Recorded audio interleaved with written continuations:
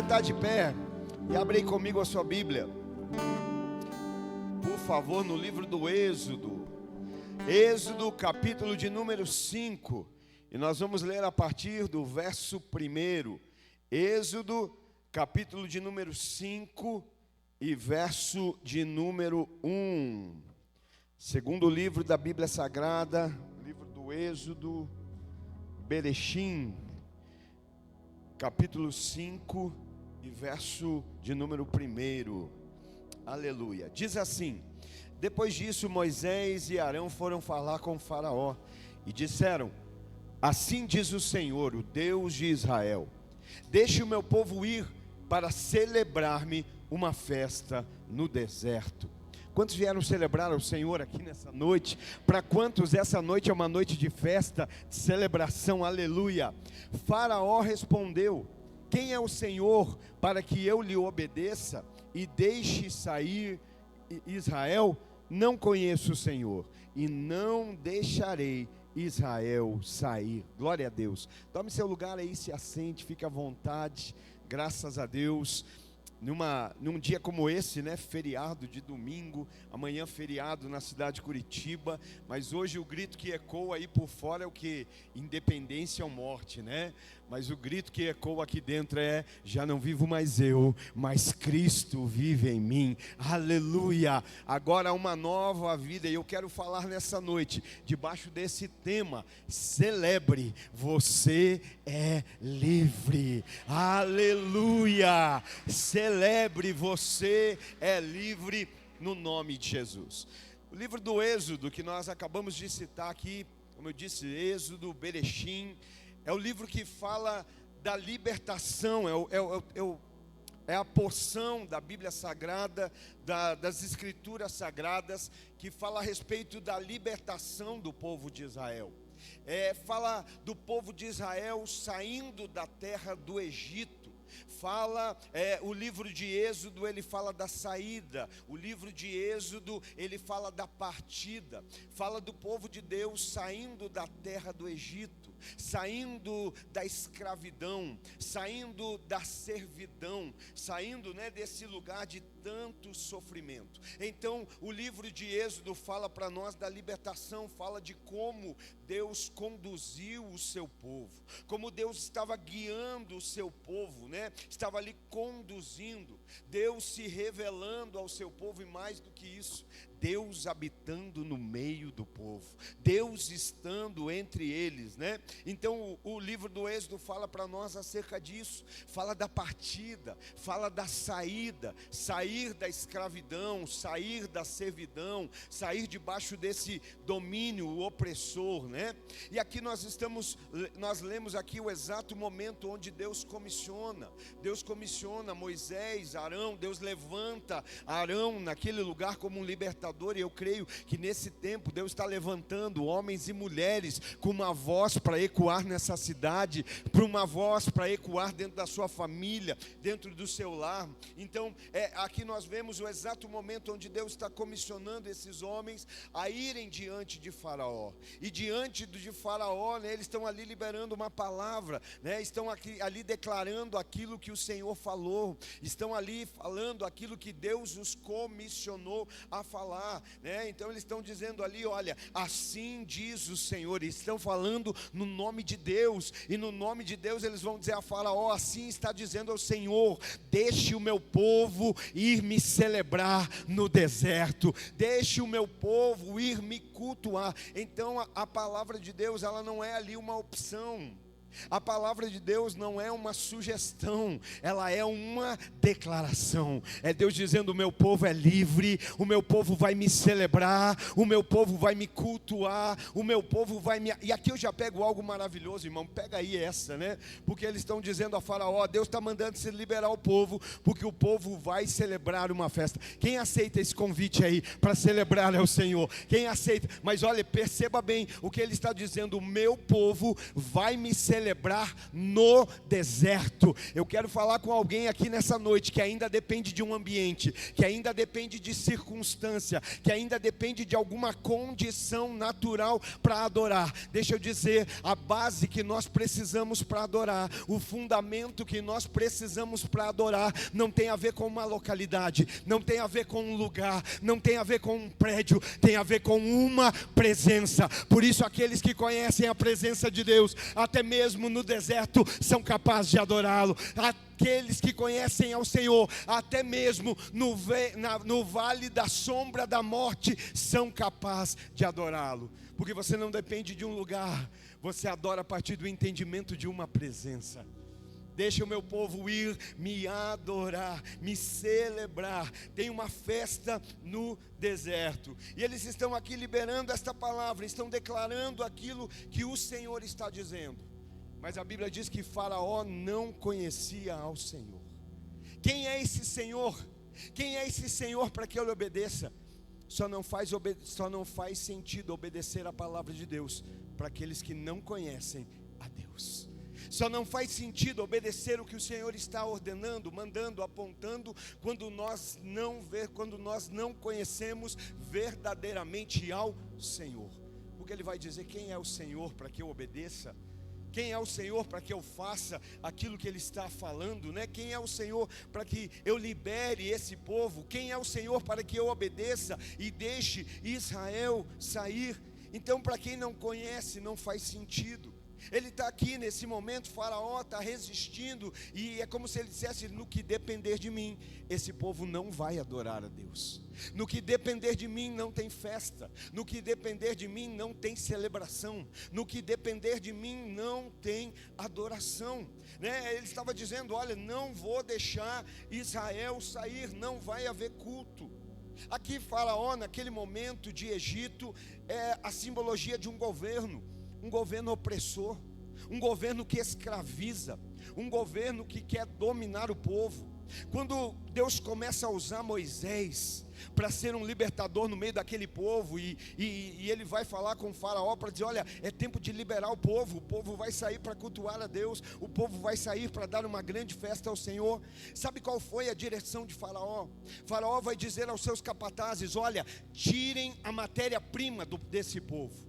Esse povo faz tijolos, esse povo tem um trabalho, esse povo tem uma responsabilidade, mas agora nós vamos tirar deles a matéria-prima. Porque eles estão ociosos demais, eles estão muito de boa, por isso eles estão pensando em adorar a esse Deus. Nós vamos dar mais trabalho, nós vamos ocupá-los cada vez mais, para que eles não tenham tempo para pensar nesse Deus, não tenham tempo para pensar em adorar a Deus. Está entendendo a estratégia de Faraó?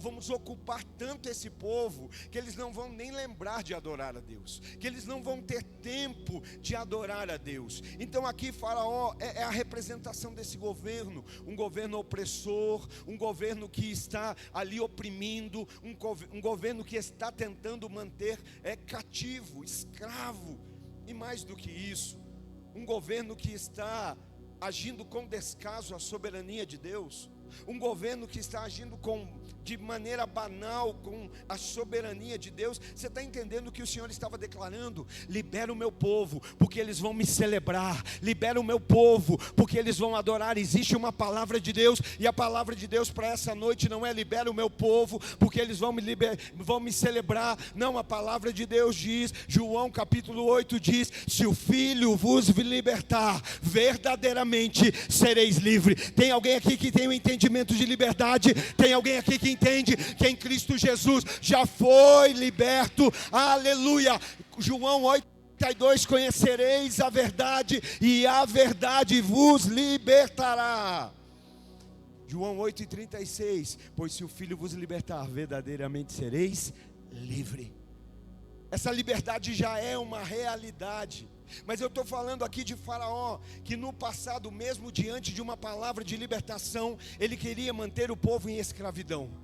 Você entendeu o que eu disse? mesmo diante de uma palavra liberada do céu acerca de libertação, havia um governo na terra querendo manter o povo na escravidão. Eu tenho fé para declarar que hoje o tempo de escravidão na tua vida acaba. Hoje, no nome de Jesus, eu não sei qual é o governo da terra que tem tentado te manter escravo, mas eu quero declarar que nessa noite vai prevalecer a palavra do céu, e você sai daqui hoje para andar em liberdade em Cristo Jesus. Havia uma palavra, e Faraó está dizendo: no que eu puder eu vou me opor a essa palavra, no que eu puder eu vou impedir que essa palavra se cumpra. Tem dia que a gente tem que fazer dessas. Tem dia que a gente tem que ativar a tua memória, porque a gente tem costume de só lembrar do que é ruim. A gente tem costume de só guardar na memória e no sentimento aquilo que é ruim, e o que é bom a gente esquece fácil.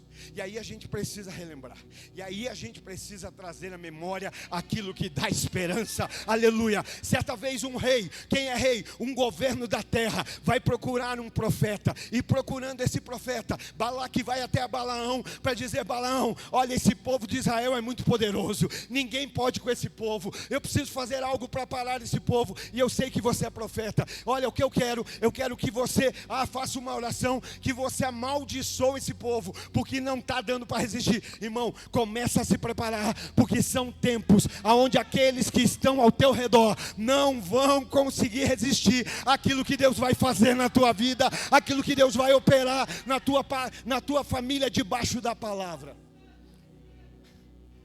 Ô Balaão, amaldiçoa esse povo.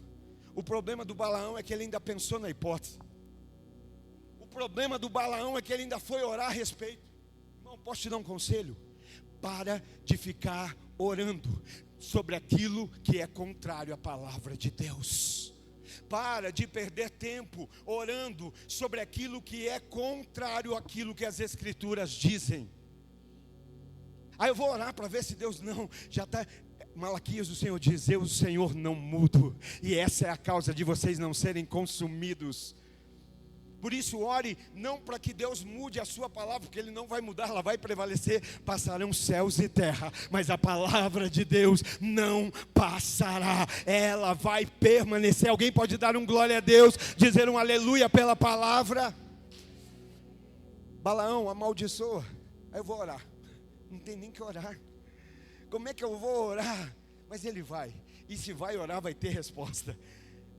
Ele vai voltar para o rei e dizer: ô rei, seguinte, não vai dar. Por que, Balaão? Como assim? Como é que você não vai amaldiçoar esse povo? Simples, porque é impossível amaldiçoar aquilo que Deus já abençoou. É impossível trazer maldição sobre aqueles que Deus já abençoou. E aqui nós estamos vendo Faraó se opondo. Não vão, não vou liberar, não vai sair. Ainda antes que houvesse dia, eu era, e operando eu, quem pode impedir? Olha o Senhor dizendo: quando eu estou operando, não há quem possa impedir. Vocês são minhas testemunhas, vocês têm sido minhas testemunhas, e quando eu opero, não há quem possa impedir. O Senhor está declarando ali a libertação do povo, um novo tempo, uma transição. É tempo de sair do Egito, é tempo de sair da escravidão, é tempo de sair debaixo de um domínio opressor, é tempo de sair desse lugar de servidão e caminhar para uma nova terra. Bem-vindo ao novo, aleluia, ao novo de Deus para a nossa vida. E nesse novo que tem celebração, tem culto, tem adoração ao único e verdadeiro Deus. Mas Faraó vai se opor. Sabe, irmão, deixa eu trazer uma realidade com muita simplicidade e humildade para você nessa noite. A palavra de Deus diz que a nossa luta não é contra carne e nem sangue. A nossa luta não é contra seres humanos. Tem crente que está abatido, está cansado, não tem força para servir, para adorar, para celebrar, porque vive arrumando luta na esfera natural. Está lutando na carne e no sangue, mas a Bíblia diz que a nossa luta não é contra a carne, nem contra sangue, mas contra principados, potestades, forças dominadoras nas regiões espirituais. Então a nossa luta não é aqui, a nossa luta é nas regiões celestes. Por isso que muitas vezes nós estamos desgastados fisicamente, porque nós estamos querendo lutar na carne aquilo que se luta no espírito. Nós estamos querendo travar uma guerra na carne, que nós lutamos de maneira espiritual. E aqui, Faraó está dizendo, olha, não vão. Sabe, hoje existe, a Bíblia diz que o Deus desse século, com D minúsculo, cegou o entendimento.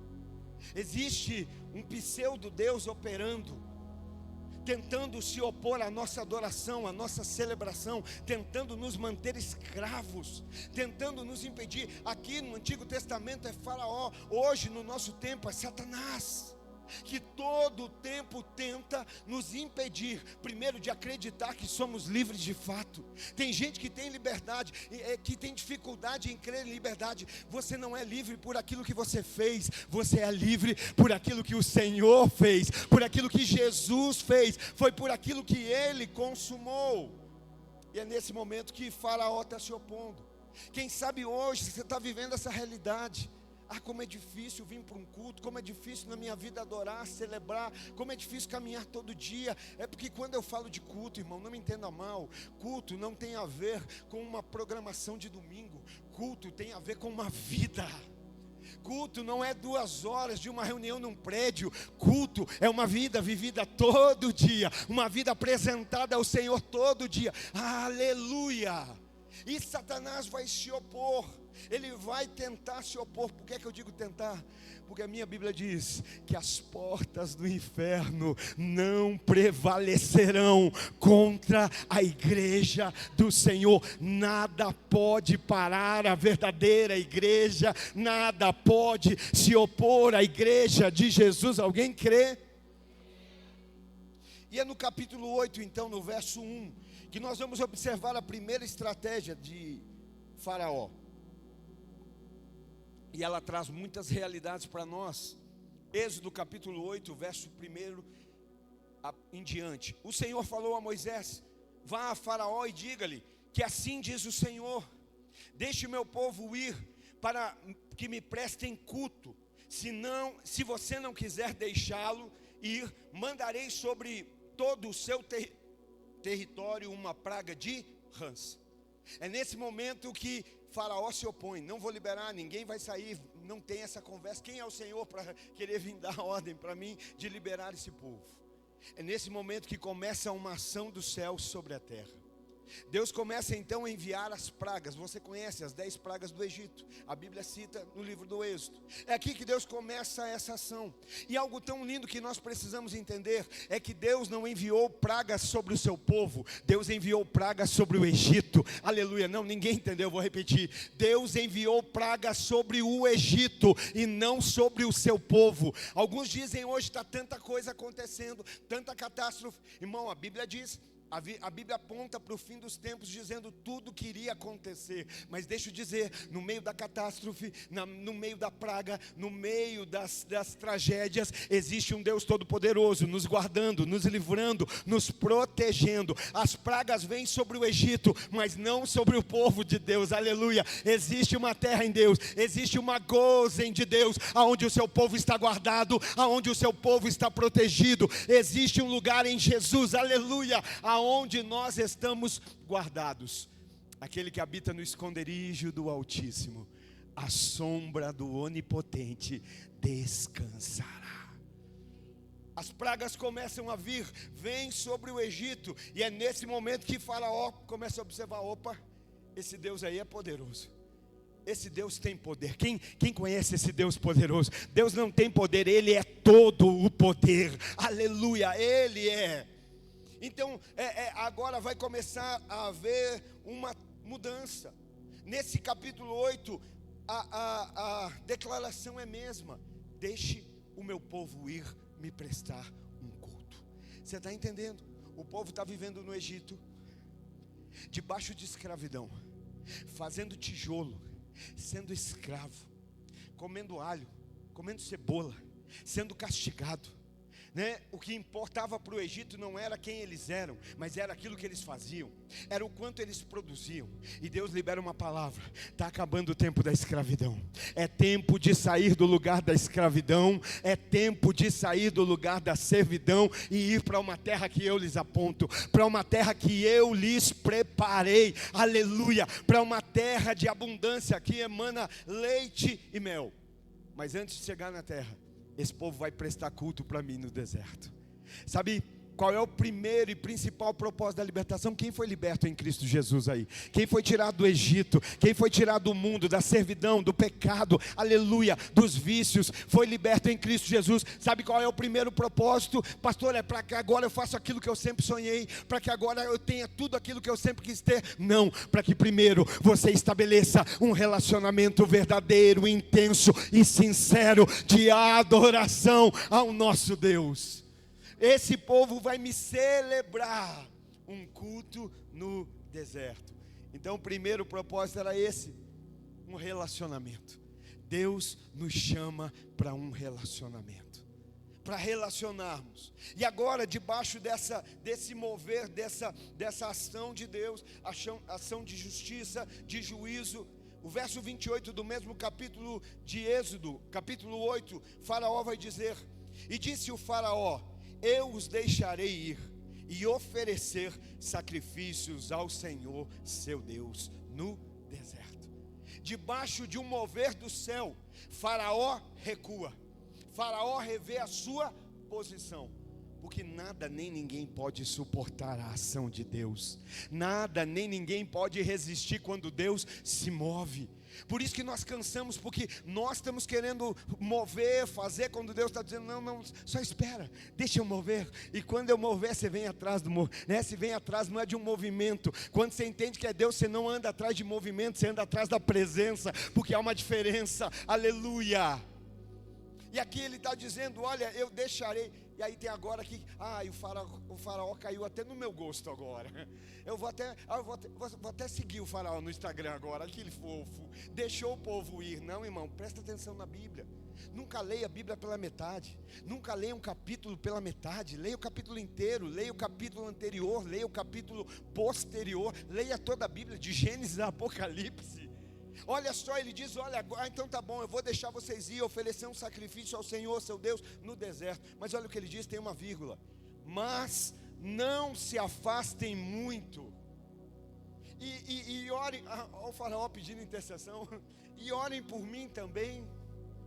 Olha o que o faraó está dizendo: gente, eu vou deixar vocês irem prestar um culto a Deus, mas vamos fazer um trato, não vamos se afastar, não vamos perder o vínculo, não vamos perder a amizade, vamos continuar em aliança. Irmão, 2026 o ano da aliança. E deixa eu te lembrar, a aliança que nós temos é a aliança com o céu, é a aliança em Cristo Jesus, é a nova e eterna aliança pelo sangue de Cristo derramado na cruz do Calvário.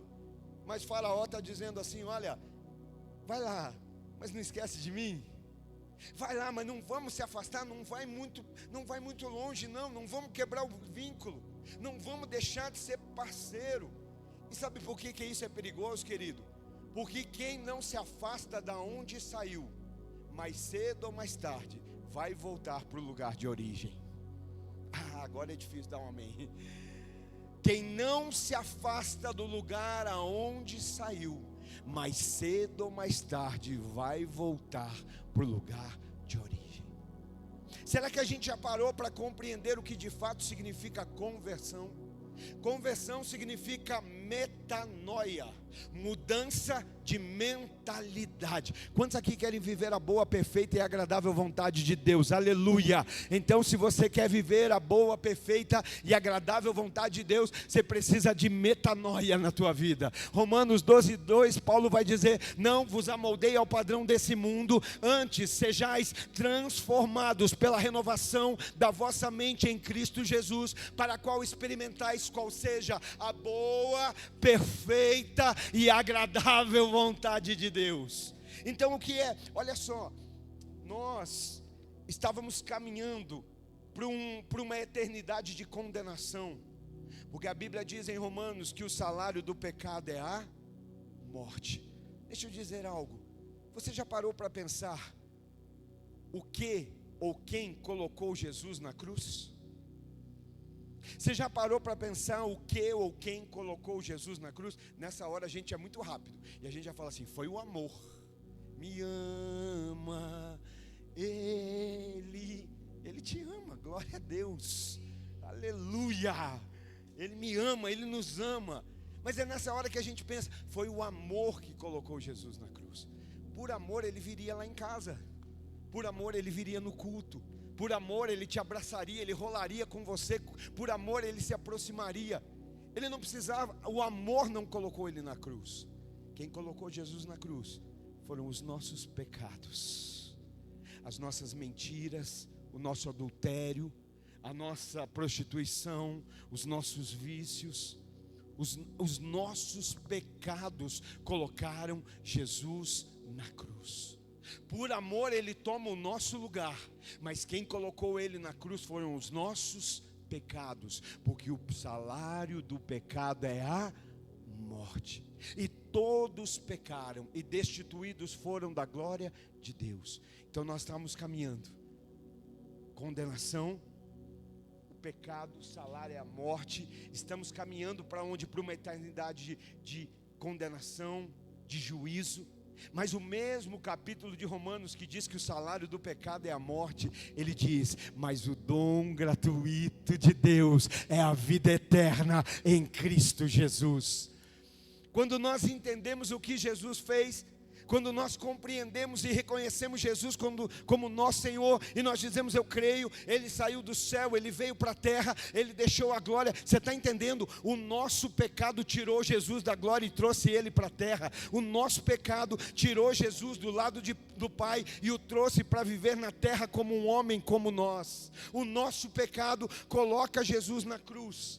E aí eu entendo, Ele morreu por mim, Ele se entregou por mim, e agora nele há salvação, a libertação, há uma vida eterna com Jesus. Agora a eternidade que antes era de condenação, aleluia, agora é de salvação em Cristo Jesus. Mas antes de eu terminar isso, eu preciso dizer: quando você entende que foi o seu pecado, o meu pecado, o nosso pecado que colocou Jesus na cruz, qual o sentimento nós deveríamos ter com relação ao pecado? Não sei você, mas eu penso, nós deveríamos ter ódio do pecado. O meu pecado feriu Jesus. O meu pecado fez com que Jesus fosse transpassado. O meu pecado fez com que Jesus fosse perfurado do seu lado. O meu pecado fez com que o Rei da Glória vestisse na terra uma coroa de espinhos, que lhe feriu, que lhe machucou, que o fez sangrar. O nosso pecado fez com que o seu corpo fosse dilacerado. O nosso pecado fez com que ele fosse envergonhado. Você está entendendo? Tudo que o pecado fez em Jesus. Como é que pode ter gente ainda que tem pecado de estimação? Como é que pode ter gente que ainda fala: não, é só uma mentirinha, é só uma enganadinha, é só uma... Não, esse pecado fez com que o meu Jesus fosse ferido, mas Ele já pagou o preço do pecado, Ele já pagou o salário, e agora eu tenho uma nova vida em Cristo Jesus. Como disse Paulo: já não vivo mais eu, mas Cristo vive em mim. Então não dá mais para ter pecadinho de estimação, porque era isso que Faraó estava dizendo: vai, presta um culto, mas não corta o vínculo comigo. Então o que é conversão? Estávamos caminhando para a condenação, para o juízo eterno, para uma vida de condenação. Conhecemos Jesus, a graça nos alcançou, aleluia, o favor de Deus veio sobre nós. E aí a gente fala: agora eu reconheço, Jesus é o meu Senhor. A salvação não vem por aquilo que fazemos, vem por aquilo que Ele fez. Salvação não vem de obra, salvação é por meio da graça, por meio da fé em Cristo Jesus. É quando nós cremos que Ele morreu. E agora o que houve? Conversão. O que é conversão? Mudança, metanoia. Antes caminhávamos para o inferno, agora caminhamos para o céu. Antes caminhávamos para uma eternidade de sofrimento, agora caminhamos para uma eternidade com o Pai, aleluia. Só que sabe qual é o grande problema? Muitas vezes nós nos convertemos, mudamos a direção da caminhada, mas paramos ali. E conversão não é apenas parar, não é apenas mudar de lado, não. Agora eu começo a avançar no lado contrário. Não, ninguém entendeu. Antes estávamos caminhando para o inferno, uma vida de mentira, de engano, de prostituição. E agora Jesus entrou, agora mudou. Então agora eu sei para onde vou, e agora eu começo a avançar. Sabe por que você precisa entender isso? Porque existem proximidades que vão gerar afastamentos. Existem afastamentos que geram proximidades. Pastor, que confuso, eu te explico. Quando você conhece Jesus, João 14,6, ele disse: eu sou o caminho, a verdade e a vida, e ninguém vem ao Pai senão por mim. Quanto mais você anda na verdade, mais longe da mentira você fica. A Bíblia diz, aleluia, aprove ao Senhor nos transportar das trevas para o reino do seu Filho amado, aleluia. Quer entender? Quanto mais na luz você anda, mais longe das trevas você fica. Ande na verdade, ande, vá caminhando. Não, me converti, parei. Eu não vou mais para lá, mas também não ando para cá. Aí o problema é que está ali do lado do pecado, e o pecado, todo dia tentando seduzir. Então eu vou o quê? Eu vou me afastar, eu vou mergulhar na verdade, eu vou mergulhar na luz, eu vou mergulhar na vida que o Senhor tem. 2 Coríntios capítulo 6, versos 14 e 15. Não vos prendai a um jugo desigual com os infiéis, porque que sociedade tem a justiça com a injustiça? E que comunhão tem a luz com as trevas? E que concórdia há entre Cristo e Belial? Ou que parte tem o fiel com o infiel? Você sabe o que são trevas? Escuridão não existe, o que existe é a ausência de luz. Aonde uma luz não brilha, vai haver trevas. Tem alguém aqui que entendeu a comissão de Jesus para você? Você é é luz do mundo e sal da terra. Você foi chamado para brilhar, e aonde a luz brilha não há mais escuridão, não há mais trevas. Então, querido, deixa eu te dar um conselho com muito amor e carinho para todos nós aqui hoje. Se afaste.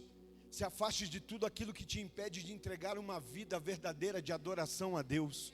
Se afaste de tudo aquilo que te impede de ser intencional, completo, inteiro em Deus. Aquele que te libertou da escravidão, do pecado, do mundo. Aquele que te tirou daquela história triste que você via lá atrás, te deu uma nova história. João 10:10 diz: o ladrão veio para roubar e matar e destruir, mas Jesus veio para dar vida e vida em abundância. Alguém pode celebrar esse Jesus que nos deu uma nova vida, que tem para nós uma nova história? Paulo fala em 2 Coríntios: aquele que está em Cristo, nova criatura é, as coisas velhas passaram, e eis que tudo se fez novo. Então o faraó estava dizendo: olha, vai, mas não quebra o vínculo. Vai, mas não me exclui do teu grupo do WhatsApp. Talvez hoje é noite que você vai ter que pegar teu celular, excluir muita conversa, quem sabe até alguns contatos. Mas é para você não perder a vida de liberdade que Cristo te deu. Quem sabe, se preciso fosse, vai ter que cortar algumas amizades. Tem coisas na terra que são temporárias e passageiras, mas aquilo que Deus tem para nós é eterno. Não deixa que o passageiro te roube daquilo que é eterno. Aleluia. Deixa eu dizer para as mulheres: não deixe que a moda te roube da santidade. Não deixa que a tendência te roube da eternidade.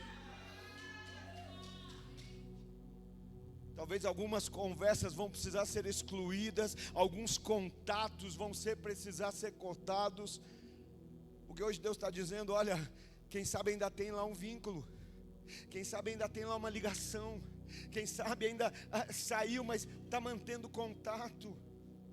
Aí no verso 10, então, capítulo 11, o faraó vai mudar a estratégia.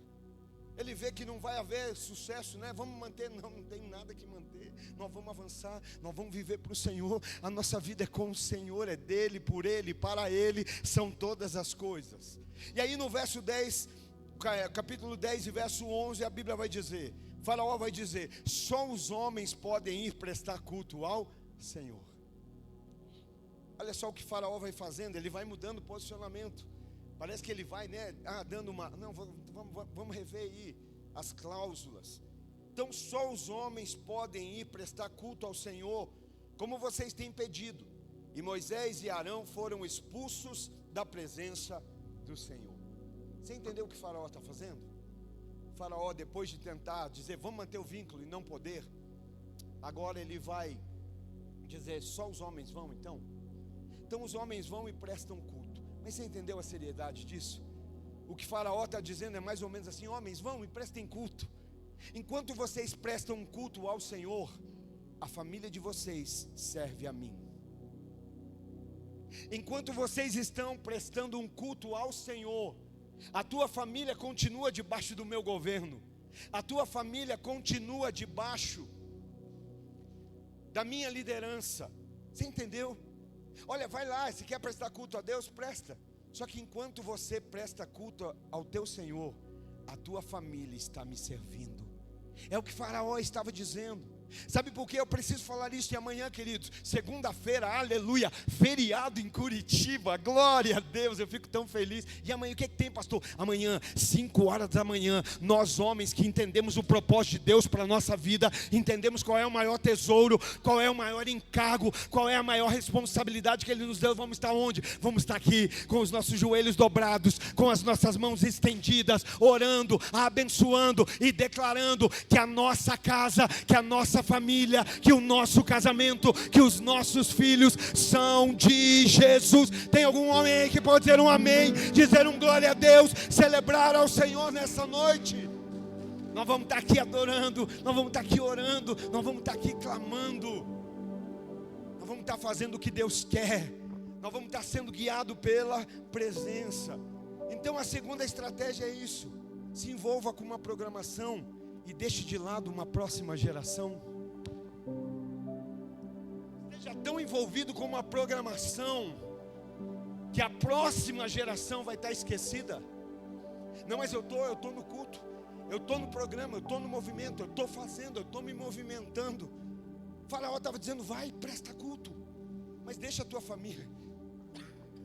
Talvez ele diria assim, vai lá e presta culto, que enquanto você presta culto ao Senhor, da tua família eu cuido. Quem está cuidando da tua família, irmão? É Deus. Se é Deus, é do jeito de Deus. Se é Deus, é do jeito da palavra. Se é Deus, é conforme a vontade do Senhor. Então a segunda estratégia é essa: homens vão prestar culto, mas a família fica. Porque enquanto você está prestando culto, a tua família me serve. Enquanto você presta culto ao Senhor, a tua família está escravizada. Sabe, eu falo como homem, irmão. Eu sou homem, glória a Deus por isso.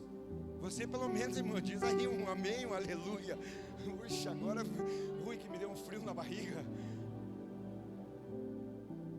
Enquanto você está lá adorando, prestando culto, servindo, a tua família está escravizada. É um emaranhado de coisa errada. É um emaranhado de maracutaia, de coisa. Não, a gente precisa entender. Sabe, há homens que estão mais ocupados com uma programação do que com a próxima geração. Uma reunião. Homens que estão mais preocupados com uma reunião do que com a sua família. Não, homem, eu creio no nome de Jesus, me ajuda a dar um glória a Deus aí. Homem nenhum aqui vai deixar nenhum da família para trás. Homem nenhum aqui vai deixar, não vá. Eu vou parar o que precisar parar, mas nenhum da minha casa, nenhum da minha família fica para trás. Aleluia. Hoje eu me lembrava pela manhã que nós temos 12 anos de ordenação pastoral. 12 anos que fomos chamados ao ministério, que fomos ordenados como pastor. Mas eu me lembro que fazem 29 anos que eu fui chamado ao matrimônio, para ser marido da mulher mais linda desse universo. Fazem 27 anos, isso pode aplaudir a Jesus, você pode, aleluia. Fazem 27 anos que eu fui chamado para paternidade, ser pai dos filhos mais abençoados da terra. 29 anos chamado como marido, 27 como pai, mas apenas 12 como pastor. E aí eu te pergunto, o que é que eu fui primeiro? Marido, pai. O pastor veio depois. O que você quer dizer com isso? Quero dizer, a Bíblia diz que o Senhor deu alguns para apóstolos, profetas, evangelistas, mestres e pastores. Quem dá é Ele. Para de levantar na terra aquilo que Deus não estabeleceu no céu. Aleluia. Que Deus te dê sabedoria, que Deus te dê discernimento, porque quem levanta pastor não é igreja, quem levanta pastor é céu, é eternidade, é o Senhor. Então para de ficar levantando na terra aquilo que não foi declarado no céu. É pastor, é pastor, é pastor. Pastor vem do céu, vem da parte de Deus. Pastor anda debaixo da palavra, em autoridade, em reverência, em obediência, em santidade. Profeta, não vou nem entrar nesse assunto, vamos voltar onde nós estávamos, que estava bom. Aleluia. Eu sou pastor, irmão, e pastor tem cajado para aproximar a ovelha, mas ele tem vara para botar o lobo para correr.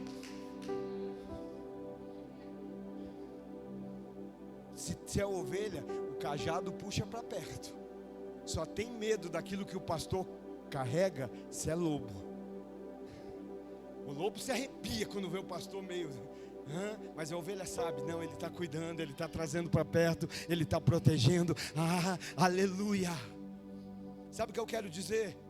Que pastores, a igreja do Senhor, e quando eu falo igreja no mundo, tem muitos, mas marido, minha esposa tem só um. Deixa eu dizer, bonitão, pastores, líderes, evangelistas, profetas, mestres, a igreja tem muitos, mas marido, a tua esposa tem um só. Aleluia. Filhos, pais, teus filhos têm um só.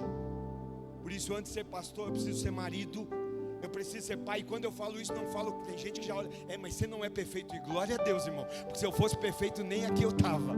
Somos imperfeitos. Sabe por que nós estamos na igreja? Nós estamos na igreja não porque entendemos que somos bons, estamos na igreja porque entendemos que sem Deus nós somos mais terrível do que já somos. Sem Deus a gente não suporta, sem Deus ninguém nos aguenta. Então não é porque a gente é perfeito, é porque a gente entendeu a imperfeição. Mas a gente entendeu que andando com aquele que é perfeito, nós somos dia a dia aperfeiçoados. Você entendeu bem? Esposo, sua esposa tem um só, você. Pais, teus filhos têm um só, você. A igreja tem muitos pastores, a igreja tem mestres, tem evangelistas. Por isso, não deixa de lado aquilo que é mais importante. Já pensou, irmão? Eu fico pensando, chegar na eternidade e querer impressionar a Deus. Senhor, aqui estão as 5.000 almas que eu ganhei. Não, alma fica estranho, né? Parece que é penada. Não é. Glória a Deus. 5.000 vidas que eu ganhei. E Jesus olhar e dizer assim, mas cadê aquelas 3?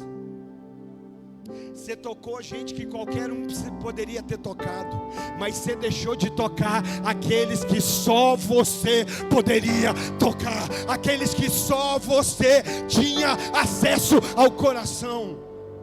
Por isso hoje à noite começar a olhar para o lado de dentro e parar de se preocupar tanto com o movimento do lado de fora. Do que adianta ganhar o mundo inteiro e perder a sua própria alma, a sua própria vida.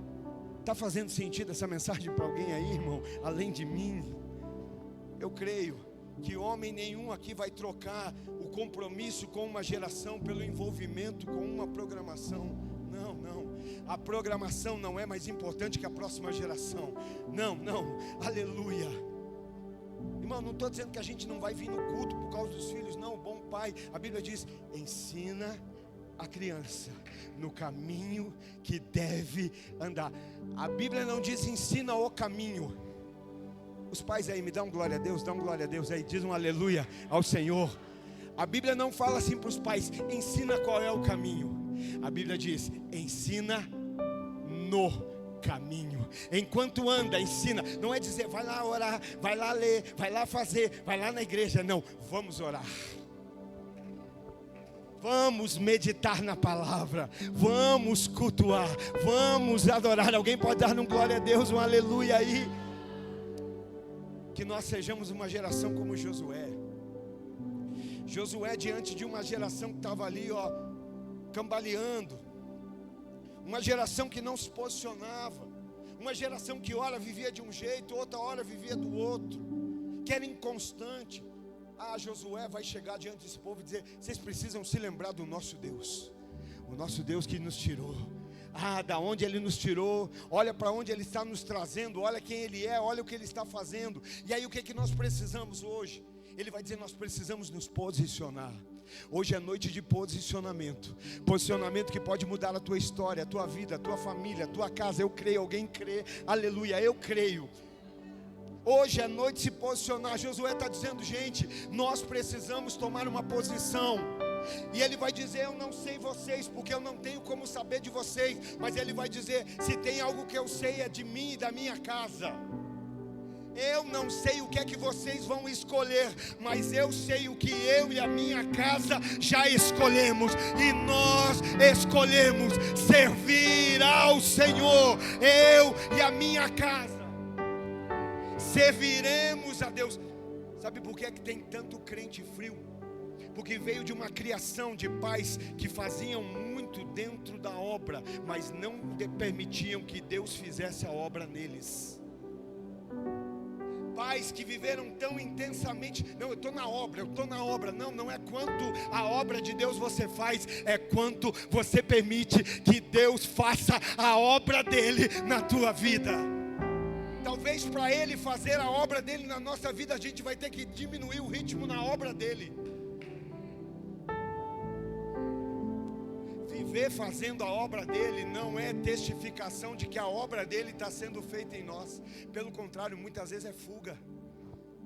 Eu vivo na igreja, faço tudo, estou em todas as atividades, mas não está sendo pai, não está sendo marido, não está sendo esposa, não está sendo filho. Não é quanto da obra nós fazemos, mas é quanto da... Está entendendo, irmão? Quanto da obra dele nós permitimos ele fazer em nós. É a obra dele, porque a Bíblia diz que aquele que começou a boa obra é fiel para aperfeiçoá-la até o grande dia. Ele é fiel. Então permita a obra. Êxodo capítulo 10 e agora o verso 24. Você entendeu as estratégias? Vai, mas não corta vínculo. Vamos manter o contato. Vai, mas vão só os homens. A família fica na minha mão. A família fica debaixo do meu governo. A família fica debaixo do meu domínio. Agora no verso 24, ele vai dar um avanço na estratégia. Então o faraó mandou chamar Moisés e disse: vão e prestem culto ao Senhor. Deixem somente as ovelhas e os bois, as mulheres e as crianças podem ir. O que é que mudou? Agora Satanás está dizendo: olha, agora a família vai, os homens vão, agora vocês podem ir, mas o que é de vocês, deixa na minha mão. Os bens, os recursos, as finanças, os negócios, deixa eu gerir.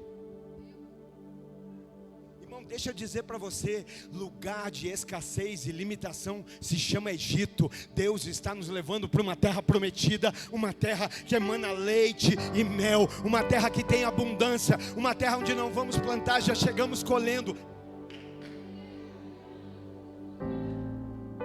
Só que nessa terra onde tem abundância, tem gigante.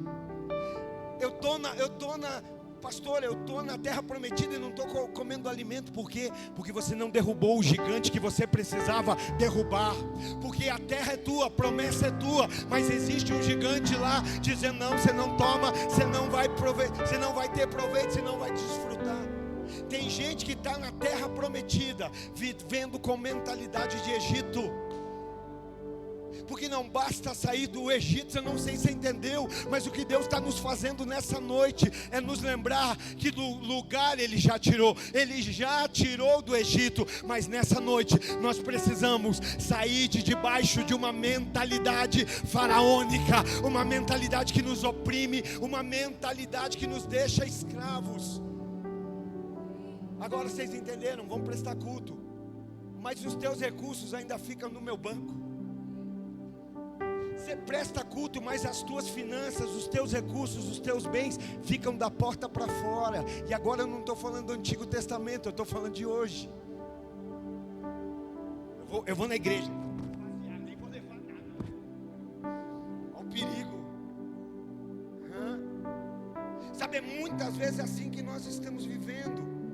Irmão, quando eu olho para Deus, eu vejo generosidade, bondade, graça, fidelidade. Olha o que Ele está dizendo. Olha, vocês vão, mas o que vocês têm continua nas minhas mãos. Sabe quantas pessoas?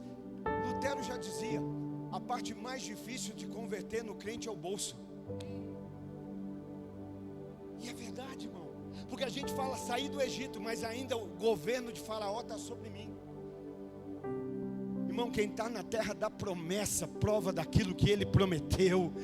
Prova daquilo. Por que é que eu disse? Quando eles chegam, o que é que eles vão ver? Tem gigantes sim, mas o Deus que está com você é maior do que todo e qualquer gigante. E esse Deus te dá estratégias para derrubar gigantes. Sabe por que você continua e fala com amor e coloque mais amor, muito amor, multiplique amor? Mas sabe por que você ainda vive uma vida de escassez na área financeira?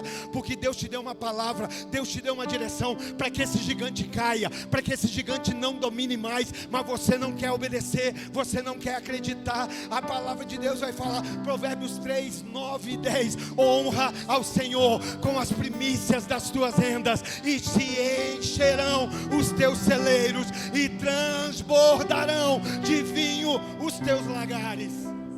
Honra a Deus, honra a Deus, honra ao Senhor. Aí escravo tem que trabalhar de manhã, de tarde, de noite, de madrugada, fazer extra, sábado, segunda. Está vivendo mentalidade de Egito. Não tenho tempo para isso, não tenho tempo para aquilo, não tenho tempo para aquele outro, porque estou sempre correndo atrás. Não, nós estamos numa terra prometida. Essa terra prometida tem nome. João 10 e 10, o ladrão veio para matar, roubar e destruir, mas Jesus veio para dar vida e vida em abundância. Como é que é o nome da terra prometida? Jesus. Só que eu não sei se você entendeu a proposta de Faraó. É a mesma de Satanás. Faraó está dizendo assim: vão, prestem culto a Deus, só não preste por inteiro. Vão, estejam no culto, mas que o culto não seja completo. Vá e dê irmão, Satanás está dizendo assim: vai e faz lá pela metade, faz lá de qualquer jeito. Irmão, de qualquer jeito a gente faz para qualquer um. E o nosso Deus não é qualquer um. O nosso Deus é o Senhor Todo-Poderoso, que nos libertou, nos salvou, que tem nos sustentado, guardado, protegido, que a cada dia tem provido aquilo que nós necessitamos. Sabe por que nós estamos hoje aqui? Porque Ele nesse dia nos livrou, porque Ele nesse dia nos guardou, porque Ele nesse dia nos trouxe aqui. E aqui em unidade nós podemos celebrar ao Senhor. Então quem não tem problema com o culto pela metade é Satanás. Ele não tem problema que você venha, desde que a sua entrega não seja verdadeira. Olha, ela veio nos 2 cultos hoje, hein, Carol? Porção dobrada. Ele não está importando que você está aqui. Ele está olhando quanto de você Deus tem. Quanto da tua entrega, A pastora falou aqui de Abraão, irmãos. Eu pensava nessa semana acerca de Abraão. Deus dá Isaac a Abraão, filho da promessa.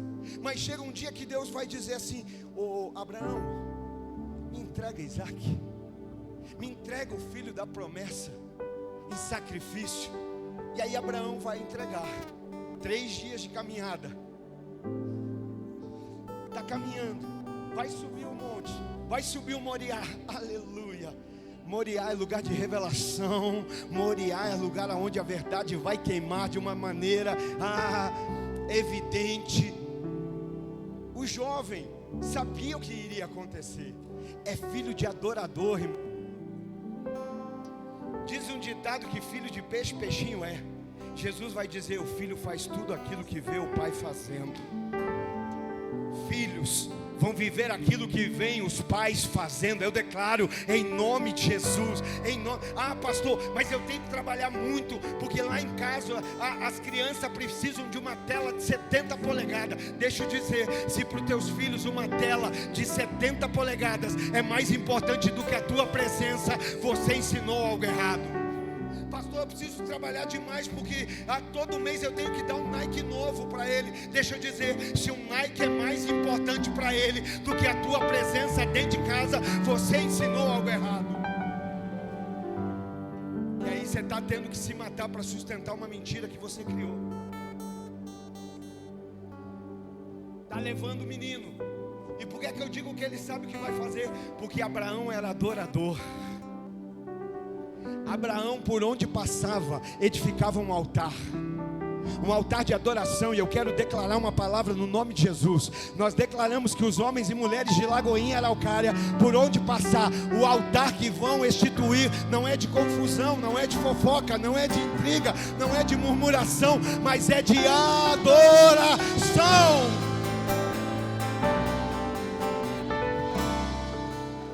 O menino está subindo e sabe o que vai acontecer.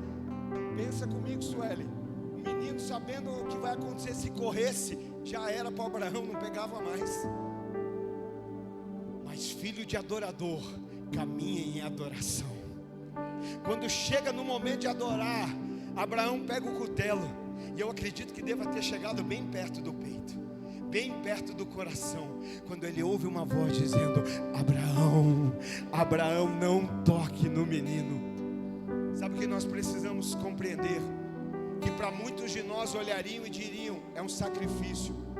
Mas eu acredito que Abraão está olhando como um privilégio. Alguns de nós olhariam como sacrifício. Abraão está olhando como um benefício. Pastor, você está me dizendo que sacrificar um filho ia ser benefício? Irmão, quantos filhos vocês estão vendo morrer por aí nas drogas, na criminalidade, aí na marginalidade? Abraão está dizendo: meu filho vai morrer, mas vai morrer para Deus, aleluia, vai morrer no Senhor. Então Abraão não está vendo como sacrifício, Abraão está vendo como benefício, aleluia, glória a Deus. É nesse momento que do céu vem uma voz e diz: Abraão, não toque no menino, porque agora eu sei que você me teme. A minha pergunta é essa: os atributos de Deus é onisciência, ou seja, Deus sabe de todas as coisas. Então pergunto: Deus não sabia que Abraão o temia? Sim ou não? Deus não sabia que Abraão iria entregar? Sim ou não? Sabe quem não sabia até onde podia chegar? Abraão. Alguém pegou? Existem algumas coisas que nos últimos dias estão te espremendo, não para Deus saber quem você é, porque Ele já sabe. Algumas coisas estão te espremendo para você entender quem você é, aleluia. Talvez alguns de nós estão olhando e dizendo: eu não estou como deveria ser, mas eu quero mudar. Eu gostaria de descer como Abraão, descendo. Agora eu sei que eu amo mais ao Senhor do que eu achava que amava. Agora eu vejo que eu temo mais ao Senhor do que eu achava que amava. Deus hoje não está pedindo filho de ninguém aqui. Bom, talvez, não sei, né? Talvez um carro vale mais que um filho para você. Quem sabe um bem vale mais que um filho para você. Quem sabe uma conta gorda no banco vale mais do que um filho para você. Deixa eu dizer, isso tudo um dia vai queimar, isso tudo um dia vai deixar de existir, mas nós e a nossa casa viveremos com o Senhor uma eternidade abençoada, em nome de Jesus. E para nós irmos para o final, irmãos, está feliz ainda? Dá um glória a Deus, diz aleluia aí.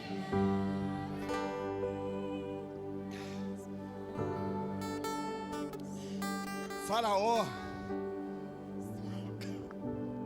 perdão, Satanás não tem problema com meio culto, não tem problema com meia verdade, não tem problema com meia adoração. Eu estou com a minha mão levantada, mas cheia de ira no coração. Eu estou aqui, agitando a mão, mas cheio de inquietação no coração. Talvez Deus está dizendo assim: querida, querido, abaixa a mão e quebranta o coração. Porque mão é para homem ver, mas o coração sou eu quem vejo. Então quem não tem problema com meia adoração, quem já ouviu falar aqui de meia verdade? Alguém já ouviu falar? Se você já ouviu falar de meia verdade, você ouviu falar uma mentira, porque não existe meia verdade. Toda meia verdade é uma mentira completa, é uma mentira por inteiro. Então quem não tem problema com meia adoração, com meia obediência, com meia entrega, é o diabo, e ele até gosta disso. Sabe o que eu imagino? Eu imagino nessa hora o diabo zombando do nosso Jesus, dizendo assim: está vendo? Você se entregou por inteiro, você se entregou por completo, você se entregou sem restrições, por um povo que te entrega pela metade, por um povo que te entrega com parcialidade, com um povo, muitas vezes, eu não quero ouvir o que Isaías falou para o povo. Esse povo honra com os lábios. Hoje tem um povo que honra com status, mas talvez o Senhor vai dizer: mas o seu coração está longe de mim. Status é para o povo ver, mas o coração é aquilo que Deus olha. Deus vai dizer a Samuel: Samuel, não se deixe enganar. Eu, o Senhor, não vejo como o homem vê. Eu, o Senhor, não olho a aparência, eu olho o coração. Êxodo 10 e 25. Então Moisés contestou. Incendiário, meu amigo, me ajuda. Tem aí uns 2 ou 3 que hoje estão dispostos a dizer: eu vou contestar com Satanás, eu vou contestar com o diabo. Tem gente que arruma briga com o pastor, mas não arruma briga com o diabo. Eita, vai mudar em nome de Jesus. Deixa eu falar. Eu vou falar para os irmãos que gostam de falar mal. Aqui não tem, mas é que vai lá na China, quando for transmitida a mensagem, pode ter lá os chineses, alguém. Mas eu vou falar para alguém que gosta de falar mal. Se for para falar mal de alguém, que seja do diabo, que seja de Satanás. O problema é que tem crente que tem mais medo de Satanás do que temor das autoridades de Deus. Ei, Jeová!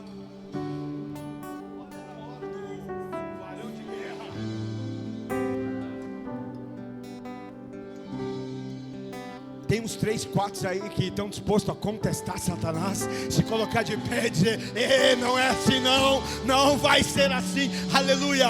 Êxodo capítulo 10 e verso 25. Mas Moisés contestou: tu mesmo nos dará os animais.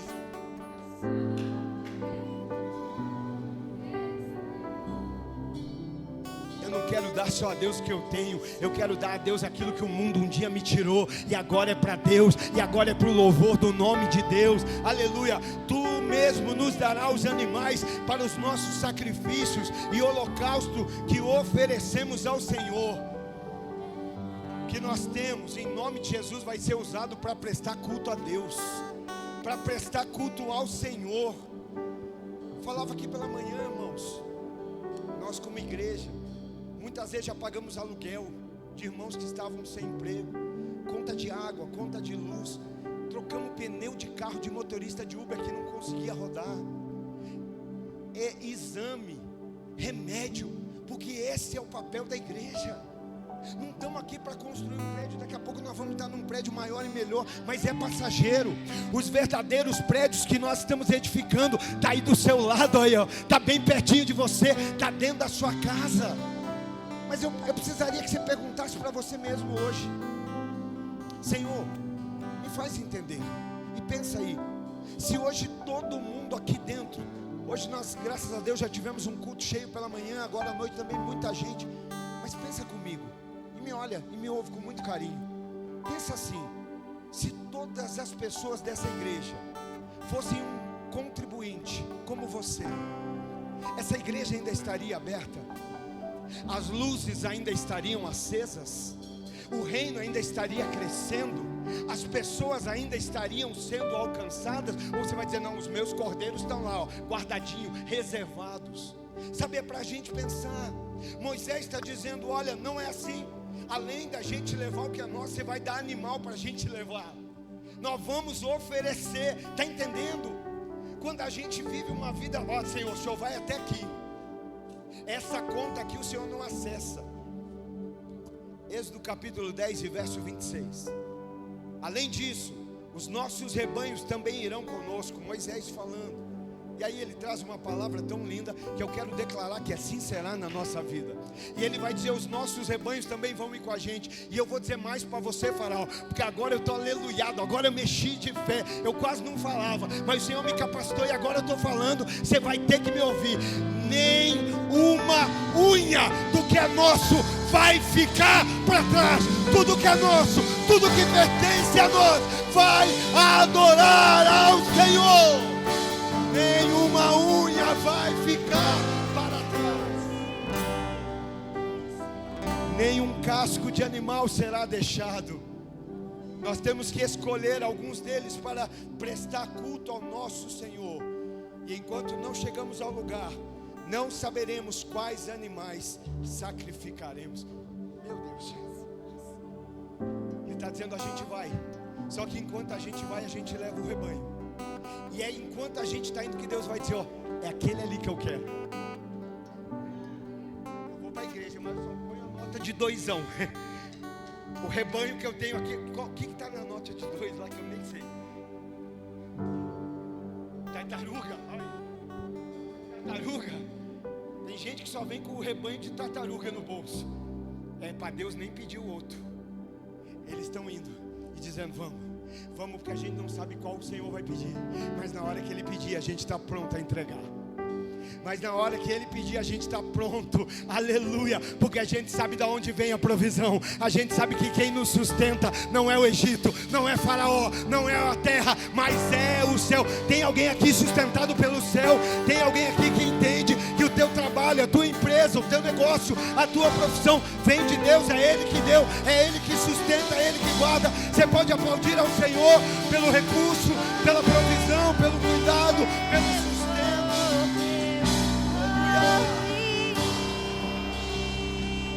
Fica de pé, por favor, querido. Nenhum casco, nenhuma unha do que é nosso vai ficar para trás. Vai ficar no Egito, vai ficar no... Tudo que nós temos e somos louvará ao Senhor. Aleluia.